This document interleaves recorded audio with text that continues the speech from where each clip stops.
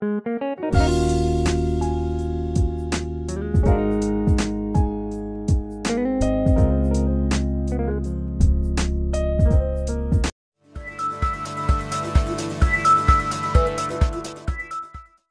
soir, la majorité des chaînes TV algériennes a diffusé une longue interview enregistrée la veille de Abdelmadjid Tebboune avec 4 représentants de médias locaux.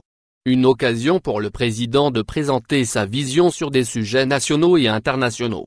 Le chef de l'État n'a pas évoqué de manière directe les relations tendues avec le Maroc, même si tout au long de l'entretien des allusions épiques ont été formulées. Par exemple sur le système sanitaire algérien qualifié par Tebboune du premier au Maghreb. De même sur les tests de la Covid-19 effectués sur les Algériens rapatriés de l'étranger, il a indiqué que son pays est le seul à les réaliser dans la région. Pourtant le nombre d'infections, et le nombre de tests effectués sont loin d'être en faveur de l'Algérie, comparés à ceux des 2 voisins maghrébins.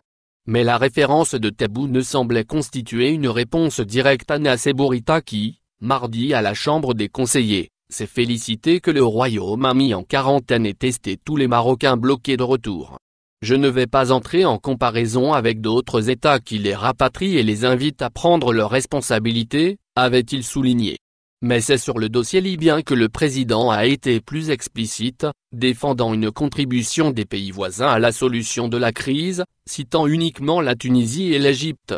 Tebboune reprend une piste déjà proposée et mise en exécution par l'ancien régime. Alger sous la présidence d'Abdelaziz Bouteflika avait lancé les réunions des pays voisins de la Libye. Un cercle qui associait au départ le Tchad, le Niger et le Soudan, pour ne garder in fine que l'Algérie, la Tunisie et l'Égypte. Force est de constater que ce club ne joue pas la même partition. Tunis défend l'accord politique de Skira, reconnu par les Nations Unies. Une position exprimée, d'ailleurs, la semaine dernière par son ministre des Affaires étrangères, Noureddin Néré, lors de conversations téléphoniques avec ses homologues marocains, algériens, égyptiens et libyens.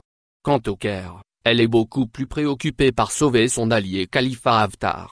Pour Alger, son principal souci est d'écarter Rabat de ce dossier. Au final, n'oubliez pas de vous abonner à la chaîne et appuyer sur la cloche pour recevoir toutes les nouvelles.